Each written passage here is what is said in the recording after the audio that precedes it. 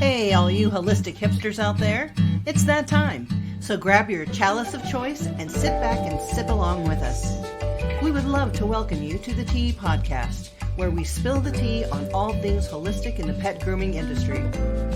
Let me introduce you to our hostesses with the mostesses. She is the socialite of skin and coat care, Ms. Michelle Knowles. And the queen bee of all things oily, Ms. Melissa Conti-Diener.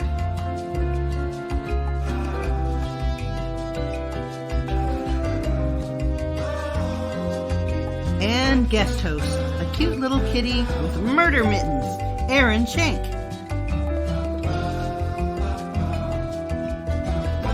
Brought to you by TheOilyGroomer.com. Are you searching for a new and more mindful way of grooming? Interested in understanding how to grow your grooming business with a more holistic and organic approach? Please contact Melissa Conti-Diener at TheOilyGroomer.com so that you can set up a meeting and bring balance and prosperity to your life. And AllThingsPaw.com. Intermediate and advanced courses in pet esthetician work, fear recovery, animal handling, and more. Get your learn on with All Things Paw. Spa La Paw in Vistancia, Arizona, ethical, educated pet care. And extra special sponsor, Emily Davis with Silver Caverns Artwork. The Herbal Paw Apothecary, consultations, customized kits, ear and wound support, and the home of Dewdrops, barrier repair for depleted skin. Now, let's get the tea party started.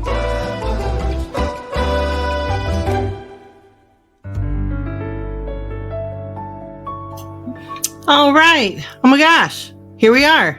I know it's a little bit of time between, but we've been busy, and we have been busy napping, and we have been busy working and trying to stay cool. All of you probably have some form of fall in your area. We do not have that. It is hot. Yeah. It is dry. It is sunny. I think this is the first official day under 100 because I think the high is 97. Right. Yeah. It's Yeah. cool. It's balmy. It's balmy. Yep. We're just trying to live at this point. Yeah. Trying to get it together. Keep our mind together. Yes. So, what do you have in your cup there, Erin? All right. I got this adorable. Let's get spooky cup. And I'm going to be real. It's ice cold water because it's hot. It's hot. Fair. Welcome to the desert. Fair. Mhm. I have my Custom Potions, Mystical Fortune Teller Custom Potions cup, mug, and it has water with electrolytes in it because I don't want to die and I'm in the desert. We're trying really hard. But this is the tea. So we have our pretty teacups. Of course. So today we're going to talk about out and about community outreach. So we have a newly formed, well, not really newly, well, it's new. This year, it's new. It's new. It's crispy and fresh. Yeah, we've newly formed our state professional groomer guild.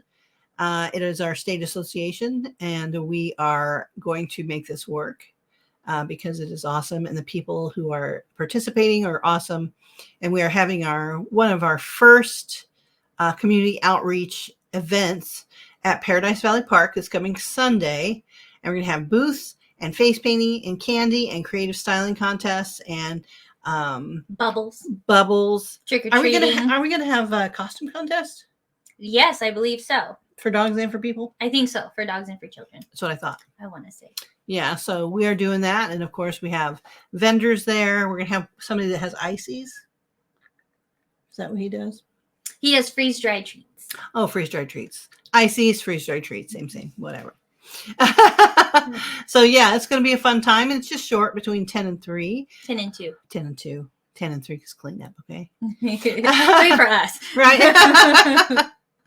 So yeah, it's not like all day thing, and it is in a beautiful park next to a dog park and a kid park.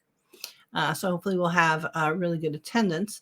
And we're discussing today what what is community outreach and why is it important? And what is your state association doing to promote community outreach so that people are educated and they know who you are and they have somewhere to go when they have questions to ask about grooming? I think that's really important. What do you think, Erin? I agree with all those things. Mhm. I do think it's important because I think a lot of associations with grooming, even other industries, like even like skincare, hair care, I don't know, other jobs, Mhm. a lot of it tend to be very closed off, very exclusive, just industry specific. So I think it's really cool that we're actually trying to reach out to the general public because we are the professional and we deal with people's pets. We probably touch them more than anyone else does, but those are their babies. So they need to be just as involved as we are in their babies' lives. Mhm. So that's very exciting to me. And I do think it's important to build trust. And the best way to do that is to be very open Mhm. and let people in to like our side of things. Let people see our world, you know? Mhm. And this is a great way to do it. And it's really fun. It's a free event too. You just got to show up and enjoy it. So Mhm. Absolutely. And I do like the aspect of being able to talk directly with the public because if you form a state guild, then there's absolutely somewhere advertised correctly, marketed correctly. There is somewhere for the general public to go to ask a grooming question, yes. to ask if that was a standard of care, to bring grievances, to bring kudos. You know, if they know that you're the board, then absolutely they have somewhere to go when they have questions or need to talk about something. I think that's really important. And networking is important too. In the Phoenix metro area is very widespread out. Mhm. So when people move across the valley, a lot of the times they have to find a different groomer because the commute is really far Mhm. from one end to the other. And it's nice to have a connection of like, don't worry, you're moving to like Tempe, but on West Side, I have someone just for you. Mhm. So I think that's really cool too. Mhm. Somebody that's affiliated, somebody that still practices the standard of care, somebody that we trust and that we vetted and that belongs to our guild and pays dues and is respectable. And it'll give the client peace of mind Mhm. that they're not just like going out into the wild, Mhm. hoping like, oh, I hope like I hope we get they a know good how to one. do it. I hope they're Right. nice. Yeah. Absolutely. Yeah, that's always up in the air. So what other things can we do you think, that would improve community outreach? Events like this are great. I think even client specific classes I think would be great on how you can care for your pet between grooms at home. Even basic first aid things you can do. Like there's a lot of sticks and rocks and bugs out here. So things like that. I think that's really important. I think the networking is important. So clients know, like I said earlier, if they have to go to a different groomer, they feel safe doing it because we're all upholding the same standard. Yeah. I think that it will give us a better chance too of solidifying relationship with veterinarians. Yes. So that we're all working better together instead of, well, he said this and she said that and whatever. Instead, we're a unified front, you know, so that we can get down to the bottom of it. There's many facets of healthcare for your pet. And hygiene is one of them. You know, caring for your pet is one of them, like that. And not just vaccinations and a yearly checkup at the vet. While that is very important, it's also important that you have somebody who's touching your dog at least 12 times a year, every 4 months. Sometimes that's the least amount of time. Sometimes we see pets every 2 weeks, every 1 week. Yeah. Yeah. So we touch them a lot and we find a lot of the little lumps and bumps and abnormalities that probably should be referred to a vet. We may not be able to tell you what they are, but we know that it's not normal and it should be looked at. I think there's a lot of things that we catch that like a regular vet checkup just wouldn't, because they're not, I think a lot of things can be found in the bath when the coat is wet, so you can actually see the skin when blow drying, especially when we're like shampooing. If anyone does like any type of touch therapy work, you feel everything. I do think we catch a lot of things that a regular vet visit normally wouldn't catch, because the vet is looking for very specific things at like a checkup. it's hard for them. Like they can't sit there and like go between Yeah. every little hair, you know. So Yeah, they don't touch the dog all over like we No. do. Yeah. they have a lot of things to get through. So Mhm. I think that's really important too. Mhm. So how have you been? How's business going? How's the salon going? Business is good. I was actually just discussing with our owner because this is our current slow period that we're etching out of now that it's getting cooler. Snowbirds are coming back. Things like that. People are leveling out. I think their schedule of school finally. Mm-hmm. We were looking at numbers from last year to this year, and even though in the moment it feels like, oh, we're slow. Oh no, we're actually still profiting more this year than we had last year. So it's growth. It is growth. It just feels so anyone who is maybe a newer salon, or maybe you just feel like you've hit a slump this year more than regular, it's really good to look back and check past numbers and everything. Record keeping is really great to do always. I like numbers, so I like always looking at what did we do this week versus last month, last year, 2 years ago. Mm-hmm. And we're still growing. Like That's perfect. the numbers are still going up Mm-hmm. every time. So Mm-hmm. that's good. It just maybe not feel the best like individually.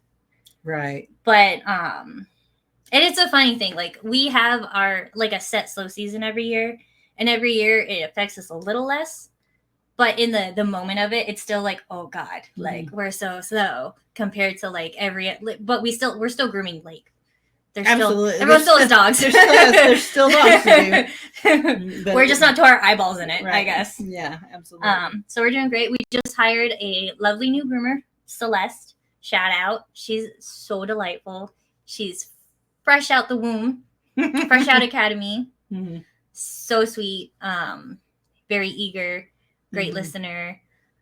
She really wants to do this. She's doing really well. Yeah, she is. She is. So we're excited for her. She still has a lot to learn, as we all do, for starting things. So that's cool. Mm-hmm. It's really fun working with her. And she's a lefty. And she's a lefty. Michelle has someone to Commiserate with. Pass down your less specific knowledge. Now I just tell her, yeah, I know they showed you how to do this, but it was wrong.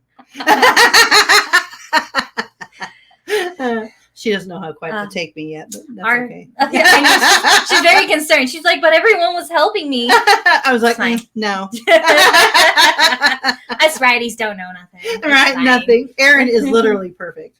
The only thing that makes her not perfect is that she's not left-handed. Oh, I'd be too powerful. You really would. God had to limit you somehow. Somehow. But yeah, salon's going good. I recently revamped some of our service tabs on the website because we're redoing a lot of things for next year to make everything better, a little bit more cohesive for the client and for our receptionist too, to help better explain how we do things, because we do things a little different, I think, than a lot of salons. We take a lot of things into consideration, like specific coat types, things like that, care, handling, which I think a lot of salons do. So that's good. But we are just trying to set ourselves apart just a little bit. And if you haven't heard yet, if you're unaware, you can join the Master Groomer Council of Best Practices. We have standards.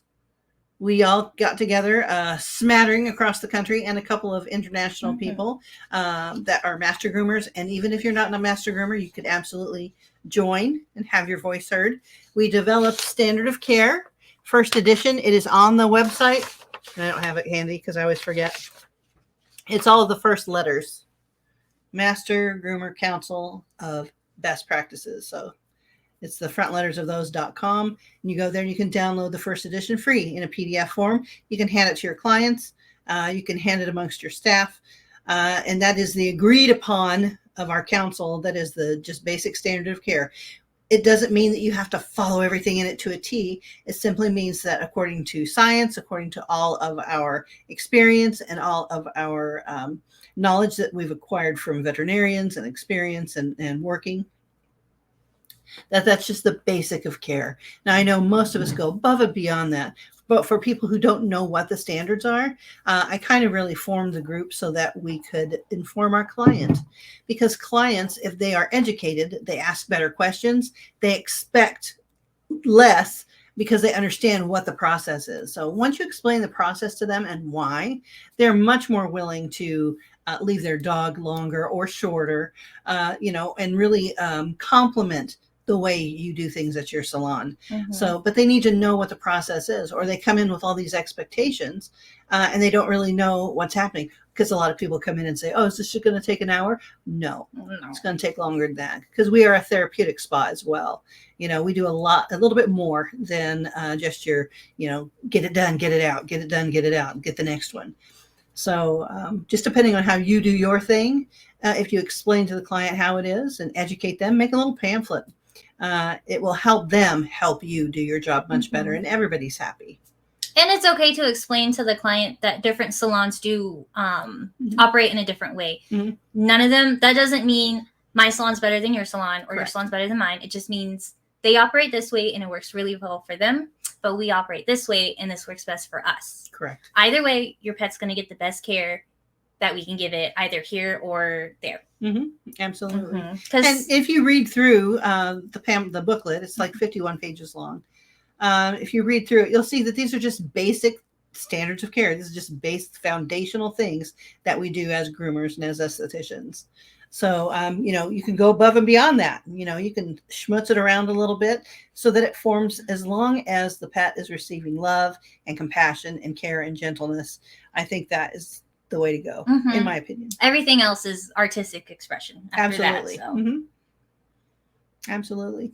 And even though it may be a slow time for some people, I know in some parts of the country, this is your busy season. Yeah. You just coming out of your busy season, and then you're going to have a lull, and then it'll be Christmas time, and then everybody's knee deep in tear. Yes. Yeah. Well, our summertime is usually our slowest season because all the snowbirds leave. It's super hot. We were not that slow this summer, though. I know. Not here. Not our salon. Right. Yeah, it's quite crazy. But every area has its slow season, busy season, whatever. Some people just don't have a slow season. Good. Yeah. But if you do find yourself, I know, where's the dogs? Oh my gosh, blah, blah, blah. Now's a really good time to scrub up your equipment, pull all the big things away from the walls, scrub everything down, reorganize your shampoo stash, get everything together so that when those dogs come around holiday time, you will absolutely be ready in this spotless, beautiful salon. Take this time also, if you have time, to redecorate your front room. Yeah. Spiff it up a little bit, maybe change the color, maybe just freshen it up a little bit with a coat of paint or some new doodads a nice spa menu that you're offering. Now's the time to do all of those things. And reach out to your local association, guild, group, whatever it's called. Have a little more free time looking at that. Look into the Master Groomer Council of Best Practices. Look up, maybe there's just some nice Facebook groups. Well, you have like the mental capacity to do it before you get burdened.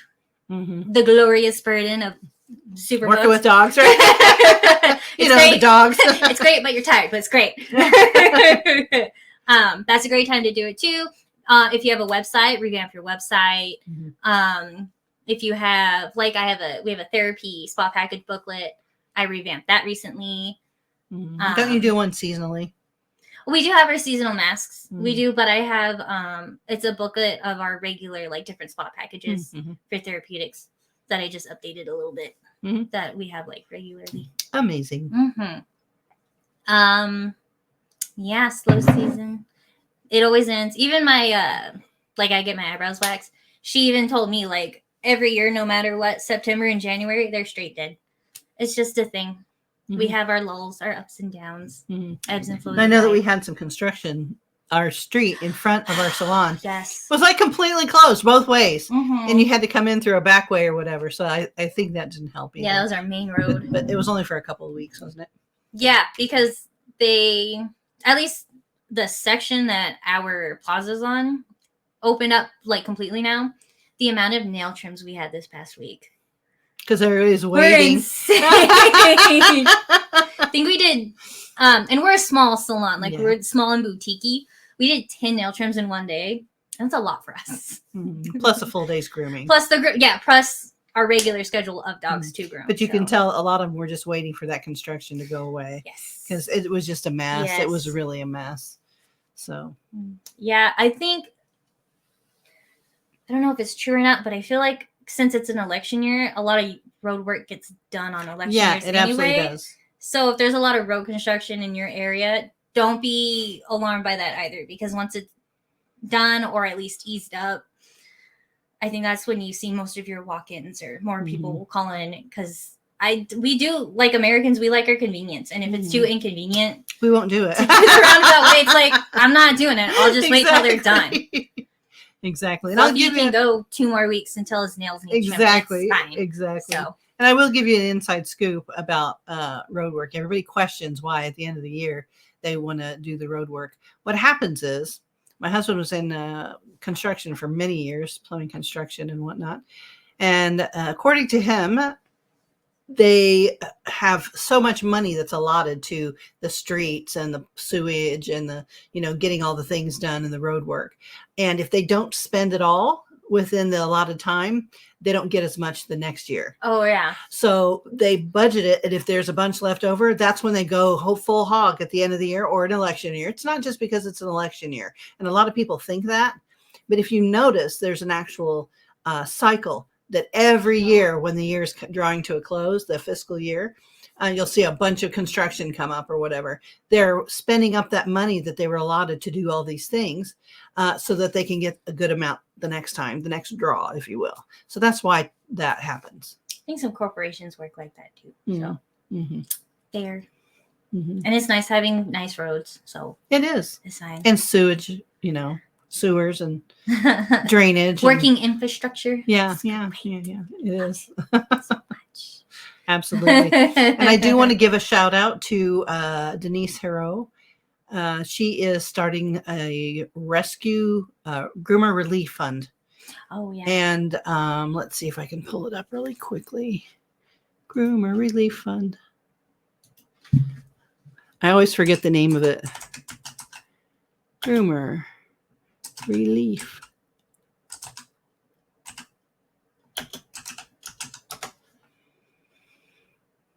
Let's see. Pet Stylist Relief Fund. Ah, Here there it is, right here.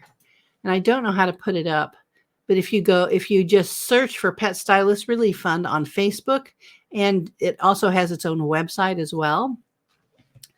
She is a 501c3, which means that you can use your donations as tax deductions. It is completely legit. We've got contacts on the ground right now that are receiving equipment and products to help with Hurricane Milton and Hurricane Helene for groomers and for the dogs that are covered in toxic sludge that are dirty because they have nothing. So we do have some drop points that we can send products and equipment to. So, and they could always use the money to help rebuild some of those salons and refurbish some of those groomers who lost everything. So if you are of mind to donate, please contact the Pet Stylist Relief Fund on Facebook and make your donation today. I'm sure that there's groomers out there who would really sorely need it and love having their salon back. So there's that. Yes. Okay. On a lighter note. Oh, and like any little bit helps with that. Like you don't have to try to, if you don't have like thousands of or hundreds of dollars. If like, you got that's fine. $10, got 10, $5, $10, something. Yeah, $20. It adds up for them. Absolutely. Absolutely. Mhm. Okay. Anyway, on a lighter note. So let's talk about our hopes and dreams and expectations for this Halloween event that's coming up this Sunday. I just hope it's a success. I did put feelers out to people I know that have large social media because we're just tiny. We're just getting started. We're just a small guild, but we are mighty. We have lots of clout behind the handful of people that we have. We've got a great board who's in it to win it, who's in it for all the right reasons. There's no egos. We leave them at the door. We just want to be successful and provide resources for the groomers here in Arizona State. We do have a couple of salons who in the future would like to host little seminars and things like that. But we're not there yet, but we will be. We absolutely will be. As far as this Halloween goes, I'm just hoping that we get a decent amount of people to come by and see what we're all about and get educated about what we do.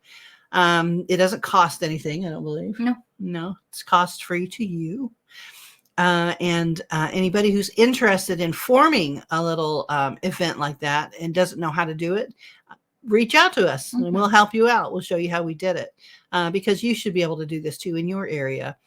Get your stuff together, get your state together, and have some community outreach events. Yes. So even within the state, because we're like Phoenix metro area, I've already heard about someone in Flagstaff, and then we also have people in Tucson, that if you want to organize in your local area too, like, yeah, we'll help you. I know our Facebook is the Arizona Professional Groomers Guild. There's so many words. Yeah, the founder, Mercedes, is super nice, super friendly. She literally just wants to help everyone. So as do we. I mean, we've spent quite a bit of our lives trying to do the right thing, trying to put forth good information, helping other groomers. We really believe in that. If you've got the will, we'll help you. If you are committed to it, we will help you. If you're sometimey, I don't know. You got to come back when you're committed. Because you guys know, most of you know how hard it is to expend that kind of energy trying to help someone and teach someone, for them to go, you know what, I think I'm just going to work at Walmart. So, this is a hard profession. It's nothing to shake a stick at. It's not easy, but it is very rewarding. It's kind of like a lifestyle choice once you get into it. It's your life. Yeah, that is true. And it's great. Yeah, I'll probably die with a brush in my hand for some reason. Yeah. It's probably going to happen. But I'm really excited. I'm excited for more community outreach, which I think is the most important part of us holding this little shindig. Is we want to get the community more involved into their pets' lives and into the world of grooming, and why it's not just a luxury service. It is a necessity. Hygiene is really important. Not just for your pet, but for you. If your pet's not clean, your house isn't clean. And if you already have sensitivities and allergies and whatnot, your pet is a vehicle to bring in those allergens. So if you keep your pet cleaner, you'll absolutely have a better, clearer way to go when you're breathing in your own home. It's like working from the ground up, because they all live in that the dust zone where all the dust settles and floats. Absolutely. So. I think you should bring your nail trimmer. I think we should do nail trims. Oh yeah, we can do nail trims. You can do nail trims on the table that I'm bringing. Yeah. How about that? That's always good. Yeah. Why not? You could always do your baby's nails. Absolutely.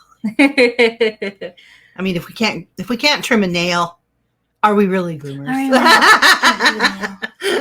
I'm also excited to hopefully have more groomers and salons interested in the guild too, see what we're about. We're not trying to control anyone's lives or how they run things by any means. We're just trying to have a sense of community and a sense of accountability. Absolutely. For ourselves and for everyone in it. So I'm really excited for that. I really hope we get a lot of new, fresh groomers that want to be involved in the community too.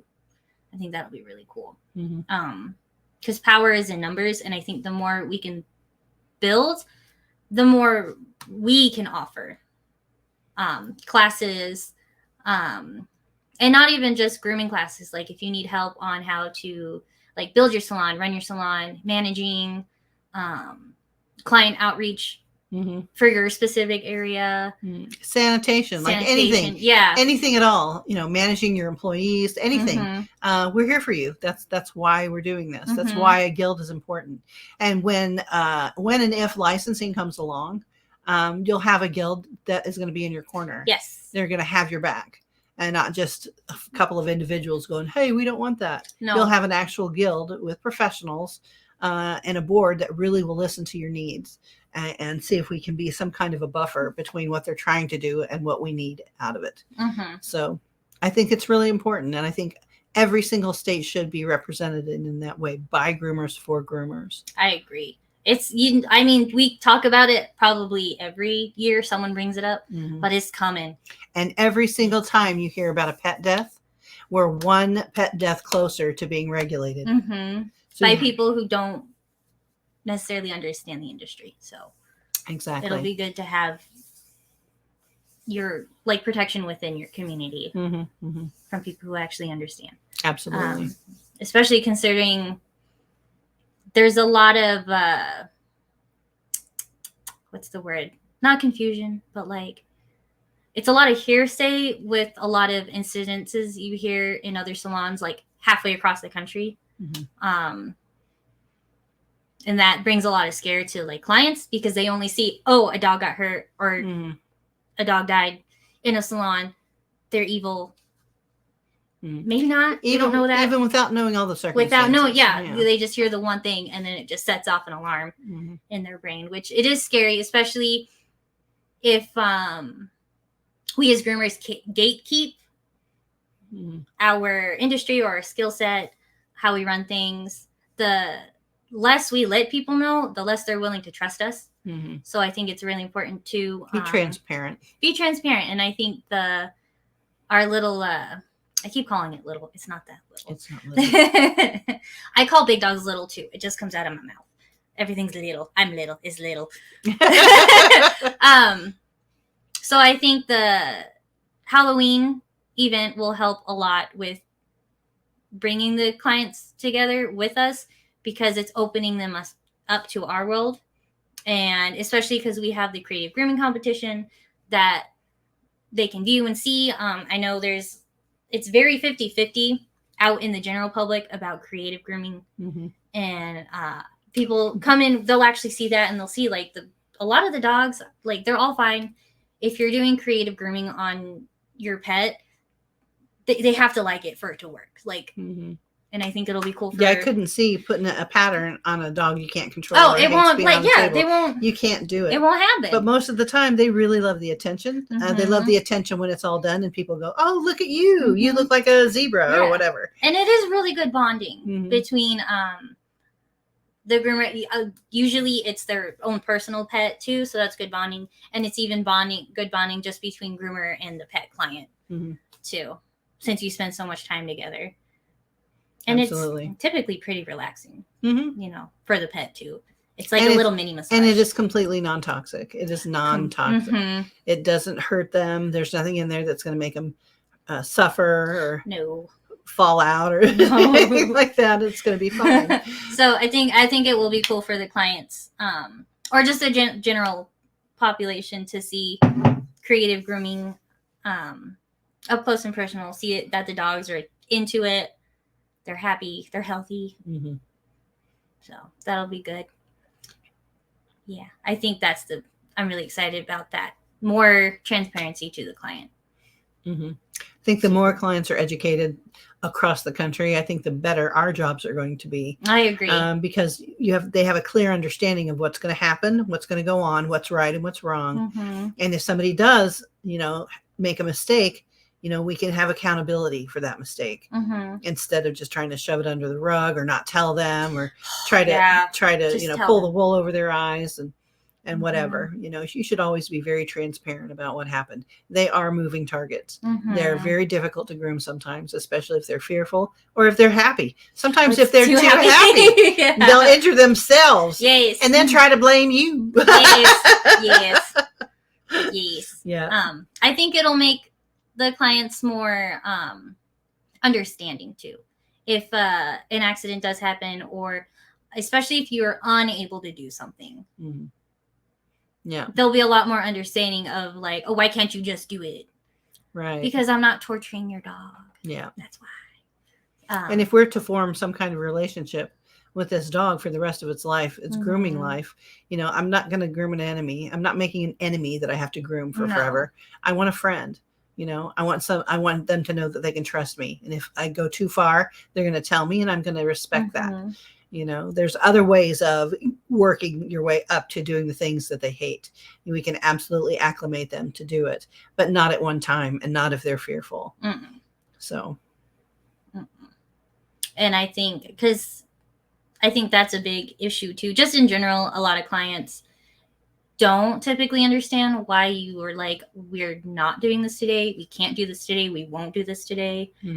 Not that we never will. But just not today. No. But that's that modern need of like convenience. They want it done. Just get it done, so then I don't have to worry about it later. And it's like, well, we can't. This is a living animal. This isn't a vehicle or an appliance, right? Where you can just like smack it with a hammer. Hopefully not. The radio's busted. Just give it a little tap tap with it. We can't do that. Right. Yeah, you have to reason with them, and they aren't human, so their reasoning is a little bit different than what you would even do with a human child. So, it takes a lot of skill, a lot of effort, a lot of knowledge of body language, and how their mind works. And sometimes today's not the day, and maybe tomorrow will be the day, or the next day we'll be fine. That's also a hard truth for people to follow, is these are dogs. They're not infant human children. They react to things differently. They're calmed by different things. I think that's a big thing. And you can't reason to them, like, to an extent. If you have like try to force them to get something done and then you try to make it better after, that doesn't always work. They're just going to remember that trauma that you held them down and did it. So yeah, I'd rather have a client angry because I told them, no, I'm not doing it for safety reasons, than the client happy and the dog is like traumatized. A mess, right? And won't trust me like ever again. So. Yeah, the dog's comfort comes before the client all the time. All the time. And sometimes you have to let clients go because of that. But if they don't even understand the basic principle of the sentience of their animal, I can't help them. I don't know. I don't know the answers to that. Yeah. And it's okay to say no to the whole groom too. Yeah. We've turned away plenty of clients that it was just too unsafe for us or the pet or both. Or their expectations were just didn't meet. It just didn't meet with what we could possibly do. We just can't do it. Yeah. And that's okay too. Definitely. And that's I think being a part of an association, guild, group, whatever you want to call it, helps with that too. Because you can be like, no, I follow an actual standard. I have accountability I have to own up to. And if I do this with your pet today or don't do this with your pet today, that is breaking my own oath I took or breaking my own community guidelines. And that's going to look bad as a whole anyway. So I think that helps too, is you have that backing of like, no, I have a whole system of standards that I'm following and it's better for your pet in the long run. The whole thing for the association is super, super great for groomers to get together, but it's also best for everyone's pets involved. Because the bottom line is it's for the dogs. Yes. Yes. We are all in it for the dogs. Cats, guinea pigs, rabbits, birds, horses. Bats, rats, cats. Bats, rats, and cats. Love them all. Yeah.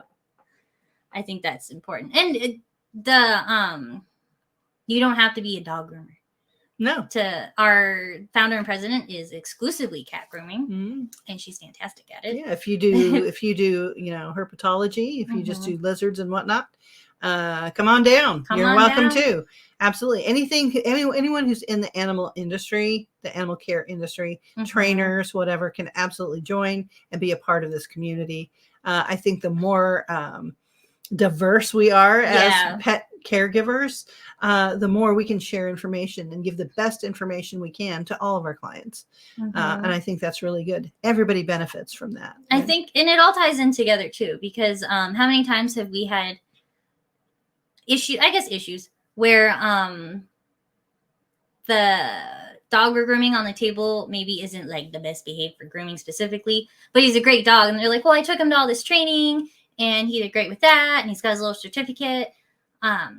Training the pet to grooming and to the table is a little bit different than training the pet just to be out and about in life. To sit, stay, and roll over or whatever. Pee outside.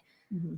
So having that sort of connection between groomer and even trainers too will help a lot, because bringing in a trainer with grooming issues or behavioral issues with grooming isn't always, they don't always connect properly. But a trainer, there's a lot of great trainers that understand like how pets communicate and their body language and things like that.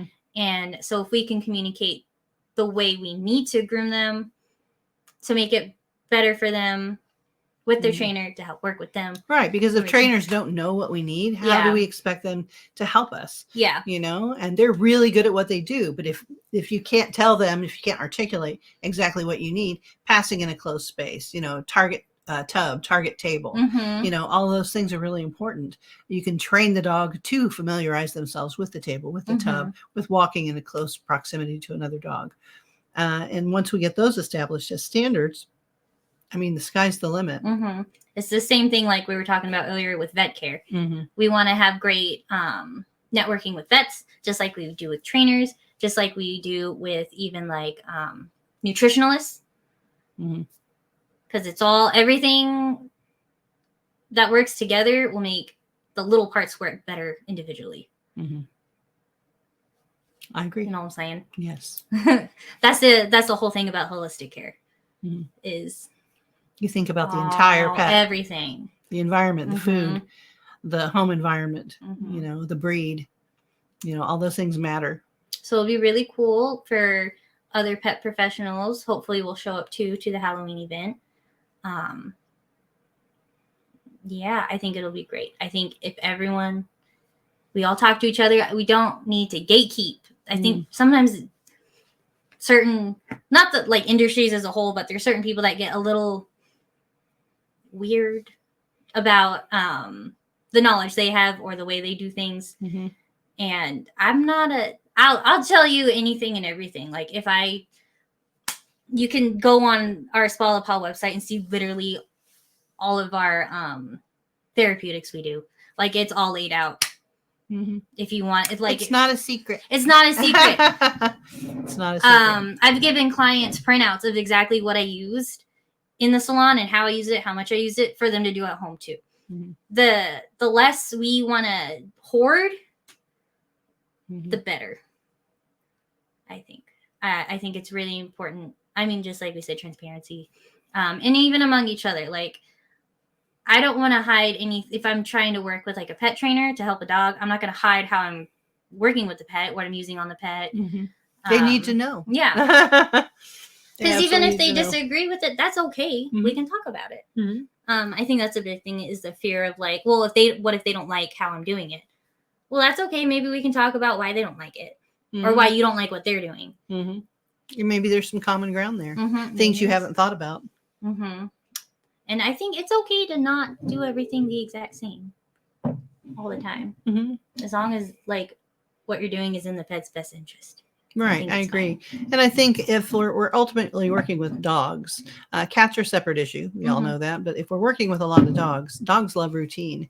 So the more we can standardize the basic part of what we do, you know, bringing them in the same way, washing them the same way, putting them on the table, hopefully having some kind of a routine that they can get used to, the better off everyone's going to be. It will be easier.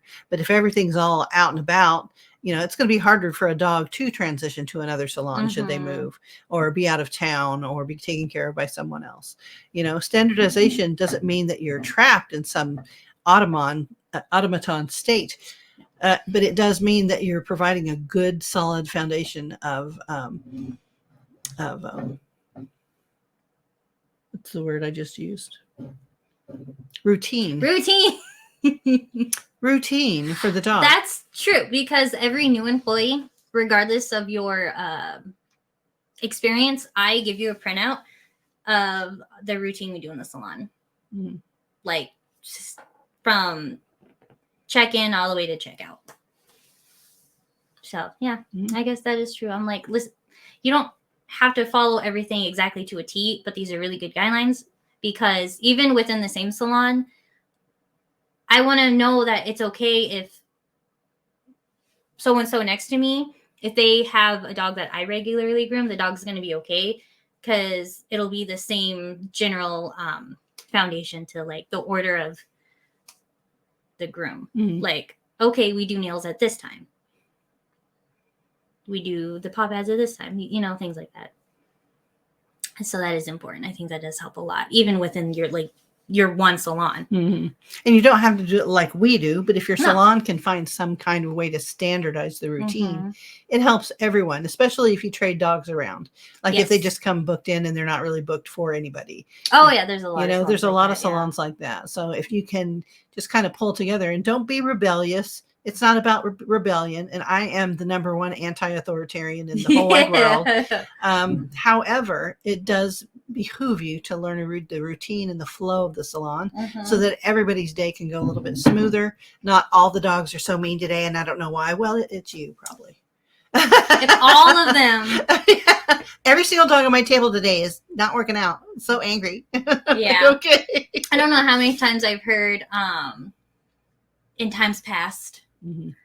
of me working on a dog that maybe someone else worked on the last time, and they're like, well, he wasn't like that for me. I don't know what I'm to like, tell why are you speaking so harshly about it? Why are you so aggressive now about it? He's not even on your table. He's on mine. He's mine. Exactly. That's not always against you either. Dogs are like people. They Mhm. There's like some people. they like who they like, and Yeah. there's plenty of dogs that I groom well, that we get along well, that my coworkers is not for them. Right. And there's a lot of dogs that I'm like, we are not having a good time. Or there have been plenty of times when I can do the whole groom except for the face. And Erin will come over and breeze through the face. And I've recently done a face for her because she's like, I couldn't touch him anymore. So that's fine too. You know, when you know you're at your end, don't Mhm. keep struggling. Just ask somebody to step in. Yeah. And don't take it personally if your coworker on the other side of the room can groom that dog without issues and Mhm. you struggled the whole time. Like it Let them take that dog. dogs are individuals too. They like who they Absolutely. like. Even if you follow the exact same like steps as the other groomer did, your Mhm. hands are just different. Mhm. Your energy is different. Even if you are still putting off a good energy, it's just Mhm. different, and that's okay. I have plenty of dogs that if I do that aren't regularly mine, they're regularly someone else's. And I'm like, oh, that was a struggle, but we did it. But with the regular groomer, they're like perfect. So Right. it's not always on you. Correct. It's just like people. Sometimes there's people you like and people you don't like. Not necessarily because they're bad or good. Mm-hmm. We just vibe different. Yeah. We just absolutely. vibe different. And it could be that on a different day. Right? You know, There's dogs that sometimes they have wake great up on the days wrong and- side yes. of the bed. Their mom didn't walk them right or whatever. I don't know. yeah, even little things in their personal life make a big effect in the Mhm. grooming salon. I did there's a golden retriever I do regularly who's so sweet and so calm. Her name's Dublin. I love her. The last couple of times she's been extra nervous though because her mom just had a baby. I'd be And nervous too. that's a lot. That's a lot. That's a big change. But even little things like a visitor coming from out of town To stay in the house, a Mhm. change of furniture, a change of food, construction outside their house, you know, people moving in across the street. Like you don't know what's going to set them off. And people who work Yeah. with horses, sometimes it's a stump. Sometimes it's a paper bag. Sometimes it's a fence that's down and it looks like a snake. Mhm. I don't know. It's who knows what they're thinking, but that's how they perceive it. I mean, yeah. Yeah. Me too. If I wake up at the wrong time during my sleep cycle, it's like the whole thing. She wakes up, she's like, where am I? This isn't Earth. This isn't Earth. My foot was between the sheet and the blanket and not under the sheet and the blanket. So, and then my coffee was the wrong flavor of coffee because it's just in a big box. And then I showed up to work 2 minutes later than I wanted. So the day is ruined.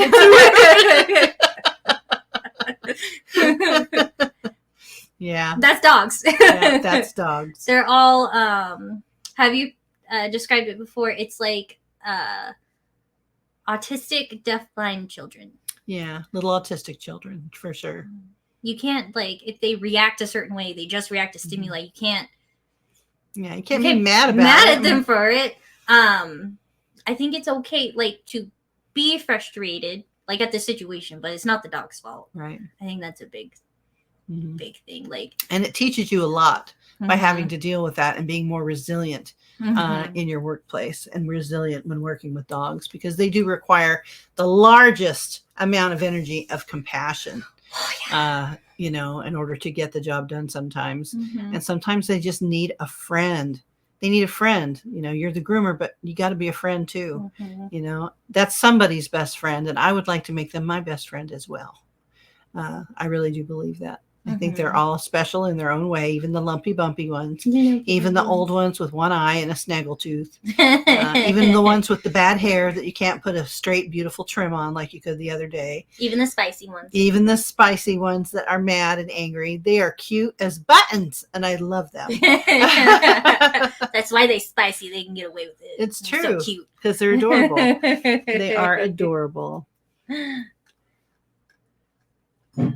All right.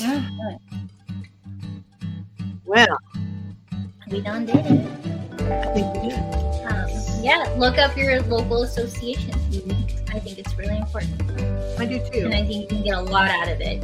Even if it's just hangouts or if it's bigger things. Like where they actually find events.